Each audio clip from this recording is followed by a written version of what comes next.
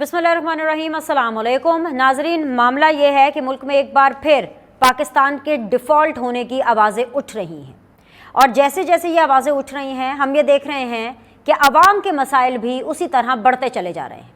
मगर अवाम के मसाइल को एड्रेस करने के बजाय जो बहस हो रही है और जो सियासत हो रही है वो इलेक्शंस को लेकर के और हुकूमत को लेकर के हो रही है। मुल्क में अगर मैं मौजूदा सूरत हाल की बात करूं तो गैस नहीं है, बिजली नहीं है और उसकी रीज़न ये है कि वफाक ने जो बिजली बनाने के लिए कारखानों को फर्नेस ऑयल देना था उसकी सप्लाई कम कर दी है और सप्लाई कम होने के नतीजे में मुल्क में लोड शेडिंग है। गैस का बहरान ऑलरेडी मौजूद है, लेकिन ऐसे में बिजली के बहरान से निपटने के लिए, गैस के बहरान से निपटने के लिए बात नहीं हो रही। बात हो रही है आने वाले इंतखाबात को लेकर के कि वो कब होने हैं, कैसे होने हैं, और हुकूमतों को लेकर के बात हो रही है कि किसको कहां हुकूमत बनानी है। एक रियलिटी है और एक मिथ है।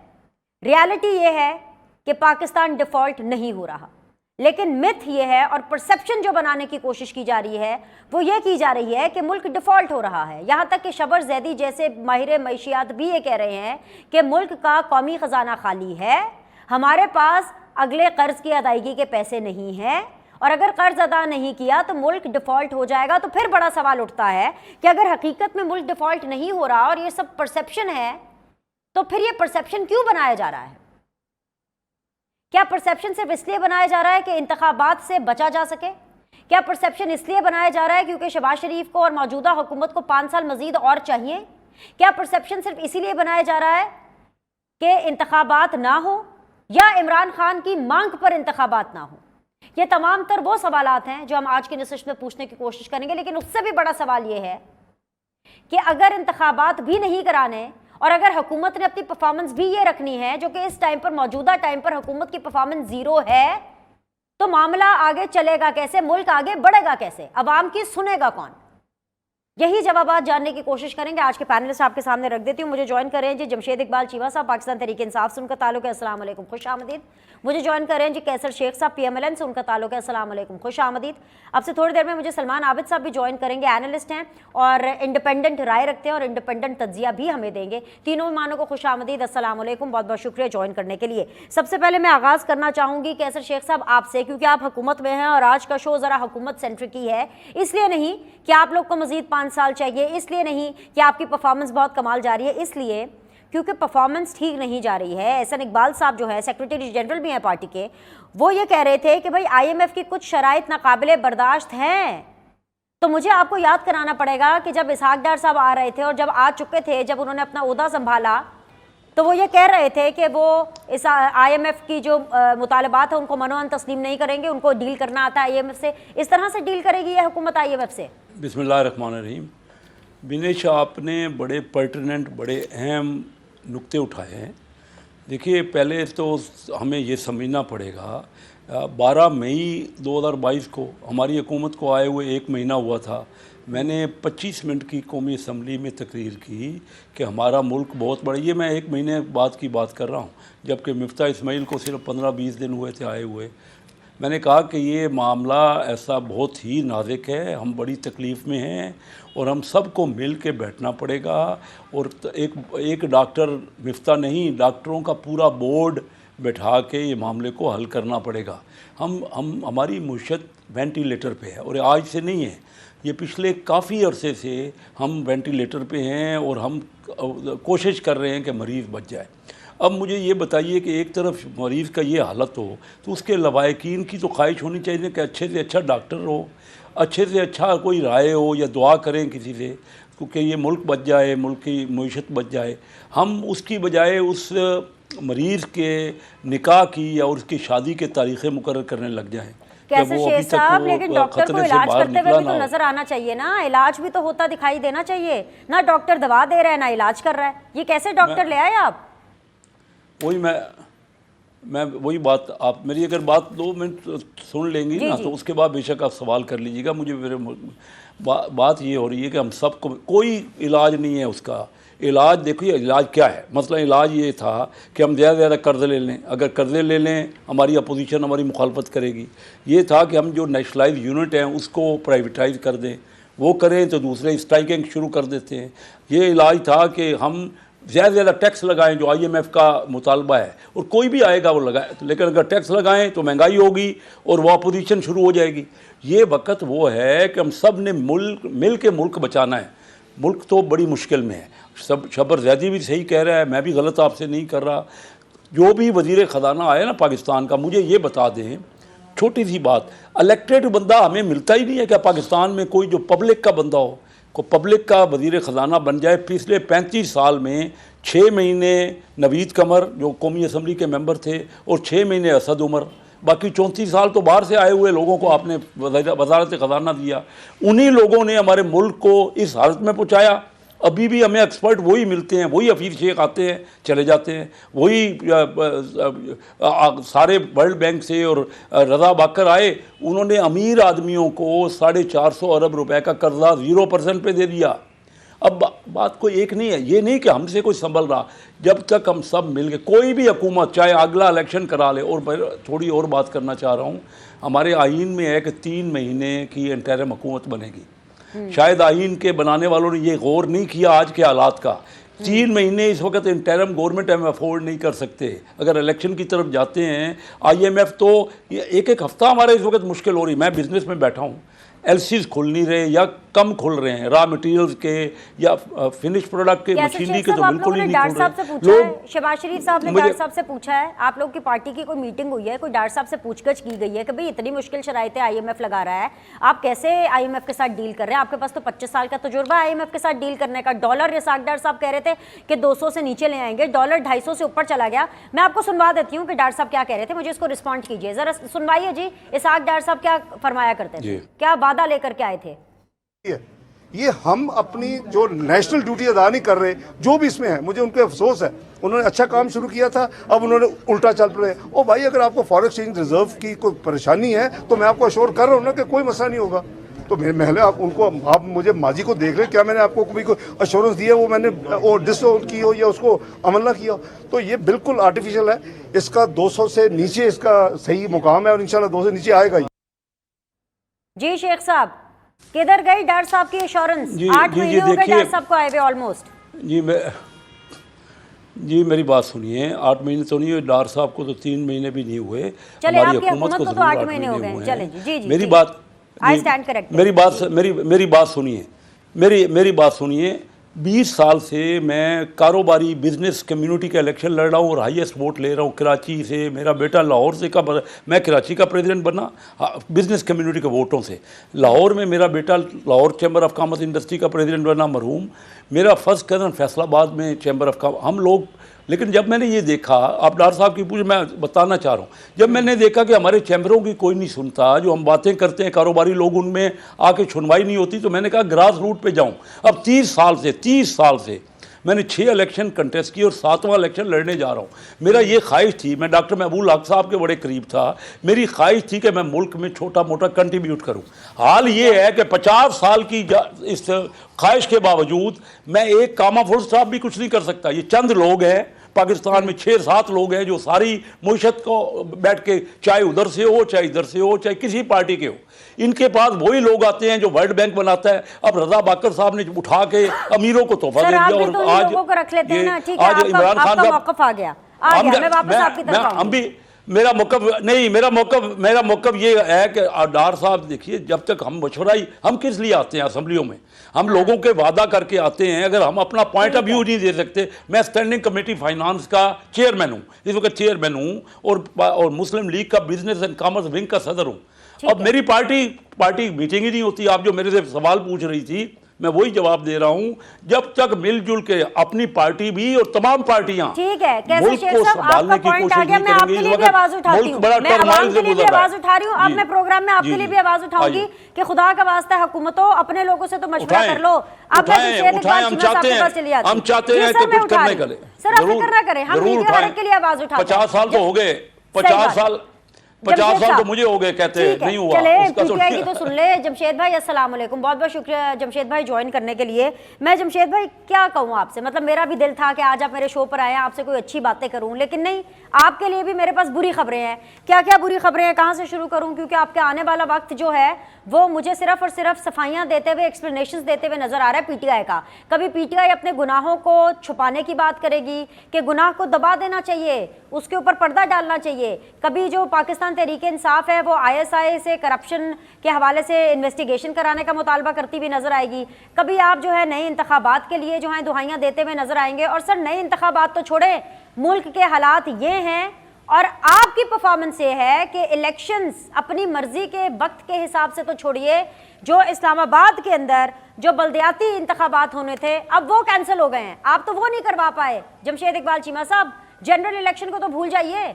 जी, मेरा दिल करता है कि मैं अपने गले में फांसी ले लूं, क्योंकि मैं गुनाहगार हूं और आपने डिक्लेयर भी कर दिया कि मैं बड़ा गुनाहगार हूं। इल्ज़ाम दे दो कि मेरे घर में चोरी होगी तो आप मुझे कहें कि आपने दीवार क्यों छोटी रखी थी, आपको चौकीदार क्यों मारा था, आप सोए क्यों थे, आपको पता नहीं था चोर आते हैं, आपको पता नहीं था मुल्क में अमन व अमान ख़राब है। भाई, आपने मुजरम की निशानदेही करनी है, इसलिए आप बैठी हैं यहाँ पे। आप कहें कि ये इलेक्शन कमीशन होता कौन इलेक्शन ना कराने वाला, आप मुझे ताना दे रही हैं कि मैं वहाँ इलेक्शन नहीं करा सका। मैं गन उठाऊं, डंडा उठाऊं, मैं आप कह लें कि यू कैन से तोप लेके आऊं, टैंक लेके आऊं, क्या करूं मैं? मैंने तो बता दिया कि जनाब लोग पिछले 8 महीने से सड़कों पे हैं कि जो आप क्रिमिनल को लेके आए हैं, जिन क्रिमिनल्स को लेके आए हैं, इन क्रिमिनल ने डुबो देना मुल्क। आप फरवरी 2021 की IMF की रिपोर्ट देखें। फरवरी 2021 में IMF कहता है, उसकी रिपोर्ट कमेंट्री देखे पाकिस्तान की, वो कहता है Pakistan is fast growing with sustainable and inclusive growth. Pakistan fast, sustainable and inclusive. Fast का मतलब तेज़, sustainable mean long term grow करेगा, और इंक्लूसिव का मीन हर शोबे में अगर देखें तो 6% के हिसाब से यहाँ पे ओवरऑल GDP ग्रोथ हुई। 27% पे टेक्सटाइल उस वक्त ग्रो कर रहा था। मार्च की रिपोर्ट देखें, 27% टेक्सटाइल ग्रो कर रहा था। 40% के लगभग आपकी ऑटो इंडस्ट्री कर रही थी। आपका सीमेंट सेक्टर देखें, आप सरिया देखें, वो तकरीबन 20% के हिसाब से मतलब ग्रो कर रहे थे। ऑयल की कंजप्शन पाकिस्तान में 22% ज़्यादा थी। सो कोई चीज़ आप फिर ज़राअत देखें 4.4% ग्रो कर रही थी, इंक्लूसिव ग्रोथ हो रही थी। यहाँ पे फॉरेन रेमिटेंस ज़्यादा थी, आपकी एक्सपोर्ट ज़्यादा थी, और लोगों को नौकरियाँ, 18 लाख लोगों को नौकरियाँ मिल रही थी सालाना। सो लोगों की इनकम बढ़ी, किसान की इनकम 2600 रुपये बढ़ी। नहीं सर, वो किधर गई? आप लोग तो सबसे पॉपुलर जमात हैं, इमरान खान साहब तो सबसे पॉपुलर लीडर हैं। आप डट करके हुकूमत के नाक में दम करके आप इंतखाबात ले लेते। जी, मैं कह रहा हूँ कि इस मुल्क का मसला सिविल सुप्रीमेसी है। यहाँ डंडे वाले बैठे हैं, वो कहते हैं हमने इलेक्शन नहीं होने देने क्योंकि आप पॉपुलर हैं। लिहाजा ये बात वहाँ जाती है। इनकी क्या औकात है, इनकी क्या राना सनाउल्लाह की क्या औकात है, या शहबाज शरीफ की क्या औकात है, जिसको ये नहीं पता कि मैंने कपड़े कौन से पहने, मैंने कान में एक वज़ीर आज़म है, एक आपका इंटीरियर मिनिस्टर है। ना करो सर जी, यही वही ओहदे हैं जिनके ऊपर कल को आपने बैठना है। मुझे बात कर, मैंने अपनी मर्जी से बोलना है सर, करें। मैंने अपनी मर्जी से बोलना है। आप मुझे बुलाएं तो मैं अपनी मर्जी से बोलूंगा। ये ना करें मुझे, मेरे साथ ये ना करें प्लीज। मैंने आपको कब मना किया? मैं कह रहा हूं कि ये हमें नहीं, कि जिन ओहदों के बारे में आप ये बातें कर रहे हैं उन्हीं ओहदों पे आपने भी बैठना है। जी, मैं कह रहा हूं कि इस वक्त देखें पॉलिटिकल पार्टी, देखें बात है कि इज्तिमाई दानिश की। हमारी परफॉर्मेंस को मीडिया ने कहा कि अच्छी नहीं है, बाई एंड लार्ज मीडिया ने कहा, लेकिन अवाम ने कहा ये अच्छी है। अब इससे अच्छी ये पाकिस्तान की तारीख में पहली बार हुआ कि जब बताने वाले बता रहे थे अच्छी नहीं है, अवाम ने माना कि अच्छी थी, और उसके मुकाबले में जिनको लेके आए गए वो ठीक नहीं है। हमारी गवर्नमेंट गिरने के दूसरे दिन लोग बाहर आ गए, ये कभी पाकिस्तान में अनप्रेसिडेंटेड हुआ। फिर कुछ लोग जो बताते थे, नैरेटिव सेट करते थे, नैरेटिव सेट करने वालों ने जो कुछ कर सकते थे, अब हम लोग अपनी डायरेक्शन सीधी कर लें। हम मान लें कि इस मुल्क में दानिश को हम रिजेक्ट ना करें। इतना जमशेद भाई, अभी तक तो नैरेटिव आप ही सेट करते आए हैं। जो नैरेटिव इमरान खान ने सेट किया वही ज़्यादा चला और बिकाया। आप ऊपर से कह रहे हैं कि जिन लोगों ने नैरेटिव, अच्छा खैर, आई लॉस्ट द सिग्नल, मैं वापस आऊंगी आपकी तरफ। सलमान आबिद साहब, अस्सलाम वालेकुम। सलमान आबिद साहब, हालात मखदूश ज़रूर है पाकिस्तान के, लेकिन पाकिस्तान डिफ़ॉल्ट नहीं होने जा रहा। लेकिन डिफ़ॉल्ट हो, अल्लाह का बहुत शुक्र है कि नहीं हो रहा, बहुत अच्छी बात है, लेकिन हालात मखदूश हैं। ऐसे में अवाम को भी कुछ नहीं मिल रहा। तो क्या पाकिस्तान इंतखाबात का मुतहम्मिल हो सकता है, या फिर ये सिर्फ और सिर्फ एक परसेप्शन क्रिएट करने की कोशिश की जा रही है सलमान आबिद साहब इंतखाबात से बचने के लिए? ये बिनेश बात यह है कि पाकिस्तान में जो इस वक्त सियासत हो रही है, चाहे वो हुकूमत की तरफ से हो रही है या अपोजिशन की तरफ से हो रही है, वो तो इक्तदार की जंग है। और इस इक्तदार की जंग में महाजराई और टकराव का माहौल हमने ऐसे बना दिया है जिससे सियासत भी बर्बाद हो रही है और मईशत भी बर्बाद हो रही है। आम आदमी का मुकदमा तो कहीं भी नहीं लड़ा जा रहा ना, आम आदमी को रिलीफ देने की बातें कहीं नहीं हो रही। और ये जो मईशत को जज्बाती नारों के साथ, खुशनुमा नारों के साथ डील करने का तौर तरीका हमने इख्तियार किया हुआ है, उसी का नतीजा ये निकल रहा है कि जो हमें स्ट्रक्चरल रिफॉर्म्स चाहिए, जो हमें इकोनॉमिक रिफॉर्म्स करनी है, उससे तो हम गुरेज कर रहे हैं। और कोई कहता है कि मैं लंदन से आऊंगा तो मैं आकर डॉलर कम कर दूंगा और मैं महंगाई खत्म कर दूंगा, IMF को डील करना आता है, वो भी नाकाम होते हैं। और जो इस वक्त अपोजिशन में बैठे हुए लोग हैं उनके नहीं है कि वो ये बता के वो इक़्तिदार में आ जाए तो ऐसी चीजें देंगे जिससे आम आदमी को बड़ा रिलीफ मिल सकता है। कि लोगों के अंदर इस वक्त एक बहुत ज्यादा अनसर्टेनिटी पाई जाती है और उस अनसर्टेनिटी के नतीजे से दोनों सवाल ये है कि आप लोगों की हालत बदलिए, कहीं हो रही है वो नहीं। हमारी तो कौमी सियासत ऑडियो वीडियो के ऊपर चल रही है, इल्जाम तराशियों पे चल रही है, इक़्तिदार के असूल के लिए चल रही है। दोनों पिंडी की तरफ देख रहे हैं कि पिंडी वाले हमारी मदद करेंगे तो बात आगे बढ़ेगी। और आप इलेक्शन ना कराएं, इलेक्शन ना होने की वजह से भी जो अनसर्टेनिटी नहीं है वो तो बरकरार रहेगी। इसका बेआउट तो यही है कि हुकूमत और अपोजिशन मिल बैठ के कोई इलेक्शन का रास्ता निकाल ले और इलेक्शन के जरिए ही आपको अनसर्टेनिटी को खत्म करना पड़ेगा। वगरना यहाँ तो जितनी ज्यादा अनसर्टेनिटी फैल रही है वो तो बात नहीं चलेगी। इस्लामाबाद के इलेक्शन भी आपने पोस्टपोन कर दिए, आपने कराची के बल्दियाती इंतखाबात जो है हैदराबाद के, उसके लिए पीपल्स पार्टी ने इलेक्शन कमीशन को खत लिख दिया है। और फिर हमें कहा जा रहा है कि माशी इमरजेंसी लगा दी जाए ताकि इंतखाबात में ताखीर इख्तियार की जाए। तो जितना ज्यादा पाकिस्तान के अंदर अनसर्टेनिटी बढ़ेगी। तो इसलिए मैं ये समझता हूँ मसला किसी एक जमात का नहीं है, ये पूरा का पूरा सिस्टम जिस अंदाज से हम चला रहे हैं इसी को रीस्ट्रक्चर होना पड़ेगा, इसी को रीडिफाइन करना पड़ेगा, इसी को रीविजिट करना पड़ेगा। अदरवाइज हमारे मौजूदा तौर तरीके तो लगता ये नहीं है कि हम मसले हल करना चाहते हैं, हम तो मसलों को बिगाड़ रहे हैं। और अपनी जातियात की सियासत के साथ साथ पूरी रियासत के निजाम को हमने स्टेक के ऊपर लगा दिया है। ये बड़ा चैलेंज है इस वक्त पाकिस्तान के अंदर, जो कौमी सियासत के अंदर हमें गालिब नजर आ रहा है कि लोग एक दूसरे के साथ बैठने के लिए तैयार नहीं है, बदइत्तेमादी का माहौल है, उसमें कोई सियासत कारगर नहीं हो सकेगी। ठीक है, मुझे एक ब्रेक लेना है, ब्रेक के बाद वापस आएंगे। तीनों पैनलिस्ट मेरे साथ बने रहेंगे एंड मीनवाइल हम जमशेद चीमा साहब के कनेक्टिविटी को भी चेक कर लेंगे। Will be back shortly.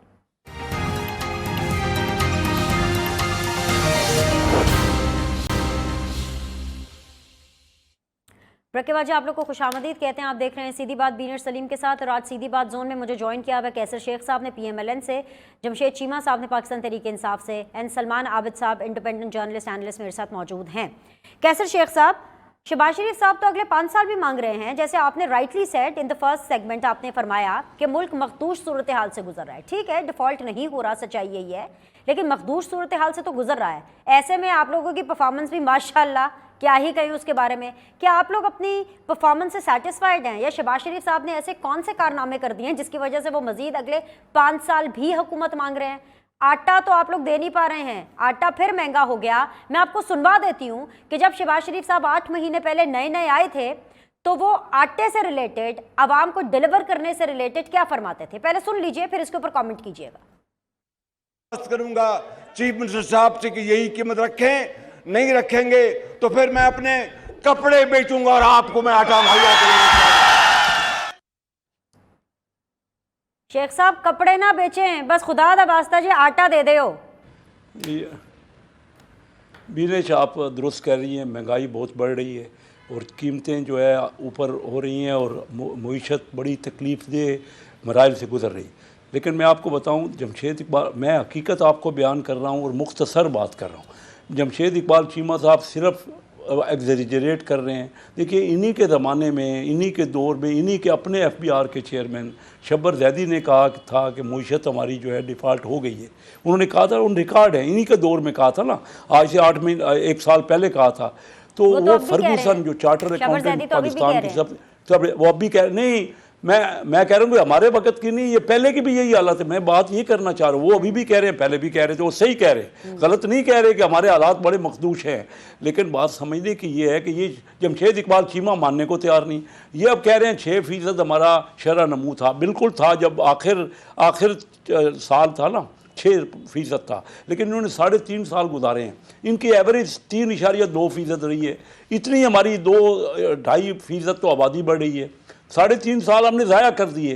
फिर इनसे पूछ लीजिएगा ना, जमशेद साहब हकीकत बयान करें। मैं हकीकत बयान कर रहा हूँ आपको, जो सही बात है। आज महंगाई है, आज भी हमसे रिजल्ट नहीं निकल रहा, हमारी हुकूमत भी परफॉर्म नहीं कर पा रही। उसकी वजूहत मैं आपको बता तो रहा हूँ कि इन्होंने जो किया, IMF से जो समझौता किया, जो लेवी लगा के गए और फिर उसको पेट्रोल को सस्ता कर दिया। अब ये जमशेद भाई मुझे कह रहे हैं, देखिए ना, बात सुनने बड़ी आसान सी बात है, कोई शरह नमू नहीं, 450 अरब रुपए सारे अमीर आदमियों को लुटा दिए गए। अगर नहीं तो मुझे बताएं कि क्या टर्फ में इनके जो अपना स्टेट बैंक के गवर्नर थे, उन्होंने 450 अरब रुपए सिर्फ 100 अमीरों को दिए कि नहीं दिए? इसी वजह से आज हमें परेशानी है, हमारे पास डॉलर नहीं है। डॉलर तो आपने लुटा दिए, फ्री लुटा दिए, वो किसी काम के भी नहीं है, कोई इंडस्ट्री भी उसकी नहीं चल रही। अब आप तो छोड़ के गए थे तो 4,500 अरब रुपए का फिस्कल डेफिसिट था। करा दे इंतखाबात, और PTI को लग रहा है कि वो जीत करके आ जाएगी, 2/3 मेजॉरिटी लेकर के आ जाएगी, तो आने दो, उनको संभालने दे फिर। नहीं बिनेश, आप सही कह। देखिए, बात हम ठंडे दिल से, ये हमारे मुल्क का मामला है, ये मेरा ज़ाती नहीं ना आपका। बिल्कुल इंतखाबात होने चाहिए, लेकिन मुझे ये बताइए, 3 महीने हमारा आइन कहता है कि 3 महीने बाद इलेक्शन, पहले इंटरिम हुकूमत बने। इस वक्त 1 हफ्ता नहीं चल रहा, इस वक्त 1 हफ्ता 2 हफ्ते नहीं चल रहे। मैं मार्केट में हूँ, मुझे पता है कि हालात क्या हैं।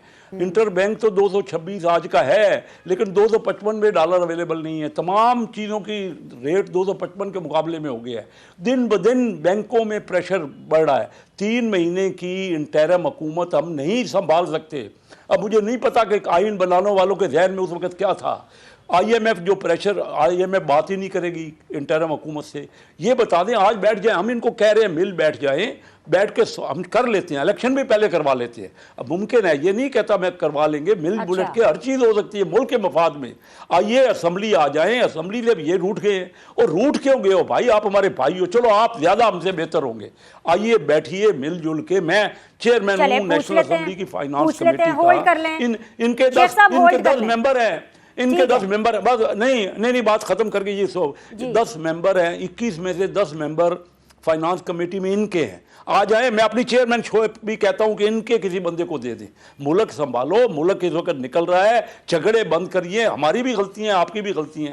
मुल्क हमने जो पिछले 30 साल जो के लेविश खर्चे किए हैं, जो कर्जे लेते रहे हैं, जो मुल्क का नहीं संभाला, एक दूसरे पे मुखालफत करते जा रहे हैं, ये और बढ़ाते जाएंगे। आप मुल्क को और मुश्किल हालात में कर रहे हैं। आइए बैठिए मिल के, आपका मशवरा ज्यादा बेहतर होगा। आ जाइए मिल, हम इलेक्शन नहीं करवा देंगे, इलेक्शन होना ही है। शेख साहब, आपका पॉइंट आ गया। जमशेद भाई, इनको भी रिस्पॉन्ड करें, बुला रहे हैं आपको। और आपको पता है, मतलब जहां तक मेरे नॉलेज में है, जो स्पीकर साहब हैं वो तो मुल्क में है ही नहीं, और फिर से PTI ये ड्रामेबाजियां कर रही है कि नेशनल असेंबली में हम जाएंगे, इस्तीफे देंगे। एक तो इस चीज़ को एड्रेस कर दीजिए, और साथ ही साथ मैं आपकी नॉलेज में इस चीज़ का इजाफा करना चाहती हूँ कि ये जो राज है थैले से बाहर आ गया है कि 2018 में भी जब इमरान खान साहब को हुकूमत मिली, उस टाइम पर भी पहली चॉइस इमरान खान साहब नहीं थे, पहली चॉइस शहबाज शरीफ साहब थे। वो तो शहबाज शरीफ साहब ने इनकार कर दिया कि जी मैं अपने भाई को छोड़ करके अकेला हुकूमत में नहीं आ सकता। तो फिर जो कुर्रा फाल था वो इमरान खान साहब के लिए निकला। तो अब 2023 में इंतखाब हो या 2024 में इंतखाब हो, इमरान खान साहब की बारी आती हुई दिखाई नहीं दे रही। नहीं बनना आप लोगों ने वजीर आजम। भाई पूरा जियो मिलके सारे दिन में 24 घंटे में एक सच नहीं बोलता, तो आप हामिद मीर को कह रही हैं, क्या क्रेडिबिलिटी है उसकी? एक 14 पढ़े बंदे, उनको उनके थ्रू आप मुल्क चला रही हैं, उनके रेफरेंस दे रही हैं। भाई बाजवा कह देना ये बात फैज कह दे कि जी ये बात हुई थी। ये बात जो 3 नाम लिए उन्होंने, 4 लिए, अपना जनरल नवीद कह दे ये बात, तो तीनों इकट्ठे होकर कह दे हम मान लेंगे, पूरी मुल्क का मसला है, हम मान लेंगे कि शहबाज शरीफ बड़ा अहम था। और दूसरी बात, लाने वाले जो हैं ये फर्द कायदा कि उन्होंने वो लाए हैं किसी को। हम 22 करोड़ 75 लाख लोग इररिलेवेंट हैं, हम भेड़ बकरी हैं कि हमारे वोट की कदर ही नहीं है। और कोई जाके 3 जर्नल बैठते हैं, वो ना किया करें इस तरह की बातें। यहाँ पे वोट की बात करें, यहाँ पे अवाम की बात करें, उनके बेनिफिट की बात करें। ये 3 जर्नल बात उन्होंने बैठ के फैसला किया कि शहबाज शरीफ को बुलाओ, उसका इंटरव्यू करो। ये मुल्क का बनाना स्टेट है, मैं तो इस मुल्क में नहीं रहना चाहता। अगर ये वाकई ठीक है ये बात, तो मैं तो ठीक है ये बात, तो मैं तो इस मुल्क में रहना नहीं चाहता। जो जिसका फैसला 3 जर्नल करेंगे, जिसका फैसला 22 करोड़ 75 लाख वोट लोग इलेक्शन डालें, इलेक्शन में वोट डालें, वो बकवास हो, उसका मतलब ही कोई ना हो, वो फ्रॉड हो, ये एक्सरसाइज का मतलब है। तो थोड़ी सी बात हम रियलिटी की तरफ चले। एक बात, दूसरी बात है, देखें हम यहाँ पे शहबाज शरीफ की परफॉर्मेंस को और इमरान परफॉर्मेंस को कंपेयर ना करें। तो फिर किसकी परफॉर्मेंस को किसके साथ करें सर? बात यह है वर्ल्ड बैंक क्या कह रहा है, बात है IMF क्या कह रहा है, बात है कि इस वक्त रिजर्व कितने पड़े हुए हैं, महंगाई के फिगर, मतलब आप कह लें इकोनॉमिक सर्वे ऑफ ये क्या नाम है, अदारा शुमारियात क्या कह रहा है, वीकली आती है रिपोर्ट। हम उन फिगरों को सामने रखें। देखें इकोनॉमिक्स कभी फिगरों से नहीं होती, इकोनॉमिक फिगर से होती है। सो फिगर जो है उनको लेके चलें। 6% थी, इस साल 2% माइनस होगी। आपका 350 अरब डॉलर की मार्केट आपकी इकानमी है, 350 अरब डॉलर को 8% ज़रब दें, ये बनता है 28 अरब डॉलर। 28 अरब डॉलर का साल का लॉस हो गया, जो ग्रोथ होनी थी वो पीछे चली गई। दूसरी बात ये हुई कि आपका 1 अरब डॉलर माहाना कम हो गई फॉरेन रेमिटेंस, 1 अरब डॉलर की आपकी एक्सपोर्ट माहाना कम हो गई, ये बनता है 24 अरब डॉलर साल का। 2 अरब डॉलर का जो मंथली फर्क पड़ रहा है, ये साल का 24 अरब डॉलर। भाई ये तो IMF के साथ डील कर लें, पैसे आ जाएं, सारे दोस्त मालिक पैसे दे दें, 24 अरब नहीं बनता। 24 अगर आपके प्रोडक्शन सेंटर आपने बंद कर दिए, आपने इंडस्ट्री बंद कर दी, तो आपने बिजली पैदा करनी आपने बंद कर दी, आपने यही तो कहती है कि आप ये बारूदी सुरंगें बिछा कर गए हैं। अब आप जो हैं, अब आप मांग रहे हैं गवाहियां कि बाजवा साहब आकर दे दें, फैज साहब आके गवाही दे दें। सर एक मिनट, जब DGI ने और ISPR ने मिलकर एक प्रेस कॉन्फ्रेंस की और उसमें बताया कि जी हम न्यूट्रल हो गए हैं, तो तब तो आपने उनकी बात नहीं मानी थी। तब तो आपने कहा था, इमरान खान साहब कह रहे थे कि जी आकर एक सियासी प्रेस कॉन्फ्रेंस करके चले गए। सर आप भी तो किसी तरफ टिक जाए ना, एक दफा आप बता दें। हम कहते हैं कोई तबका इतना पाकीज़ा नहीं कि वो झूठ बोले तो फिर भी हम चुप कर जाएं। वो झूठ बोलेगा तो हम कहेंगे, उसके बाद क्या अदालतों को फोन आने, उसके बाद आपको फोन नहीं आते? नहीं सर, हमें नहीं फोन आते। सर आपकी हुकूमत के दौरान बहुत कहा जाता था, आपकी हुकूमत के दौरान सैंक्शंस आते थे, उसके बाद तो हमें तो कोई फोन नहीं आए। बीबी सर मैं आपको कह रही हूं, सुन लें, जिस दिन साफियों को फोन नहीं आएंगे, जिस दिन चल मुझे बात तो कर लेने प्लीज, आप पार्टी ना बने, मुझे बात करने प्लीज। मैं कह रहा हूं जिस दिन साफियों को फोन नहीं आएंगे, जिस दिन साफी पार्टी बन रही हूं, बात करें। जी मैं आपकी जात की बात नहीं कर रहा, मैं साफियों की बात कर रहा हूं। जब जिस दिन प्रोग्राम मैनेज नहीं होंगे, जिस दिन अदालत को फोन नहीं आएगा, जिस दिन इलेक्शन कमीशन सही फैसला करेगा, हम समझेंगे न्यूट्रल हो गए हैं। उससे पहले हम मानने को तैयार नहीं है। हमारे सामने आके 2 बंदे कहें जनाब डॉलर ठीक हो गया है, और क्या वो डॉलर ठीक हो गया था? वो अगर तगड़े हों, डंडा उनके हाथ में हो, डंडा बहुत बड़ा हो, तो क्या डॉलर ठीक हो जाएगा? डॉलर डंडे की बात मानता है? भाई ये तो पाकिस्तान बेचारे गरीब अब हम मानते हैं, डॉलर तो डंडे की बात नहीं मानता। स्टॉक एक्सचेंज क्या ठीक हो गई थी? स्टॉक एक्सचेंज ने डंडे की बात नहीं मानी। इस मुल्क की एक्सपोर्ट ने डंडे की बात नहीं मानी। इस मुल्क की बिजली के ने पैदा होना, जो सस्ता पैदा होना था, वो डंडे की बात उसने नहीं मानी। इस मुल्क की एक्सपोर्ट ने नहीं मानी, इस मुल्क की इंपोर्ट ने नहीं मानी, इस मुल्क की ज़राअत ने नहीं मानी, इस मुल्क की इंडस्ट्री ने नहीं मानी, इस मुल्क के सर्विसेज सेक्टर ने नहीं मानी। किसी ने डंडे की बात नहीं मानी, क्योंकि इकानमी डंडे से चलती नहीं है। 22 करोड़ 75 लाख लोग डंडे से चल नहीं सकते। ये जमहूरियत से, आइन से, कानून से चलते हैं। लिहाजा मेरे लिए बिल्कुल बेमानी बात है कि कोई बंदे दुआ के क्या बात करते हैं। मुज़ाकरात भी कर रहे थे आरिफ अलवी साहब, आप लोग तो प्यार से बुला रहे थे, आप लोग तो प्यार की बात भी नहीं मान रहे।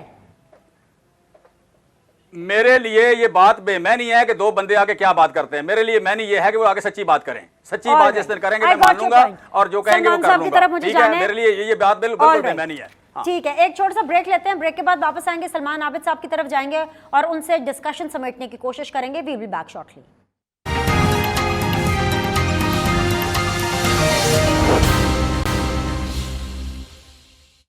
वेलकम बैक जी। फाइनल राउंड ऑफ डिस्कशन है सीधी बात जोन में जी। मेरे साथ मौजूद है सलमान आबिद, जमशेद इकबाल चीमा एंड कैसर शेख साहब। सलमान आबिद साहब, पूरी सिचुएशन आपके सामने है, नया साल भी आ रहा है, 2023 is just round the corner. मुझे बताएं कि आगे कैसे बढ़ना है, क्योंकि अगर 5 साल मजीद शहबाज शरीफ साहब मांग रहे हैं, अगर मुल्क मखदूस सूरत हाल से गुजर रहा है, इमरान खान साहब अपनी जिद पर, अपनी ईगो पर अड़े हुए हैं, तो आगे कैसे बढ़ा जाएगा? कौन है जो कि अवाम के मसाइल का हल तलाश करेगा? महंगाई कैसे कम होगी?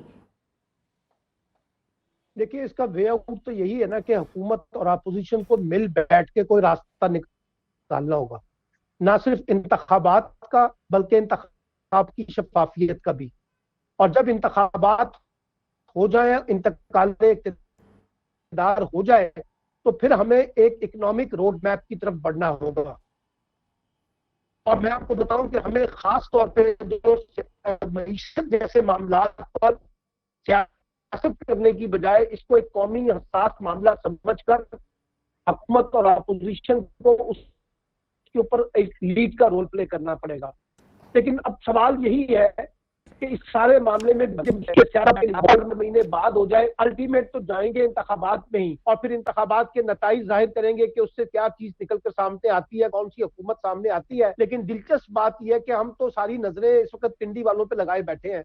हुकूमत को भी बहुत ज्यादा इन्हिसार पिंडी वालों पर है कि वो इमरान खान का रास्ता रोके, और इमरान खान भी इस्टेब्लिशमेंट पे ज्यादा बेस कर रहे हैं कि वो इंतखाबात का रास्ता इख्तियार करें। तो ऐसी सूरत में फिर ये मामला कैसे चलेगा, ये सबसे बड़ा सवाल है जो आज की सियासत में इस वक्त जेरे बहस रहना चाहिए। तो मैं यकीनी तौर पे ये समझता हूँ कि इस वक्त भी वक्त है कि हुकूमत और अपोजिशन दोनों मिलकर कोई रास्ता निकाले, और अगर उसमें एस्टैब्लिशमेंट भी अपना रोल प्ले कर सकती है तो करे। जैसे सलमान आबिद साहब, अगर इमरान खान साहब पाकिस्तान तहरीक इंसाफ बैठने के लिए तैयार नहीं होती तो फिर क्या होगा, और इंतखाबात भी फौरी नहीं होते तो फिर क्या होगा?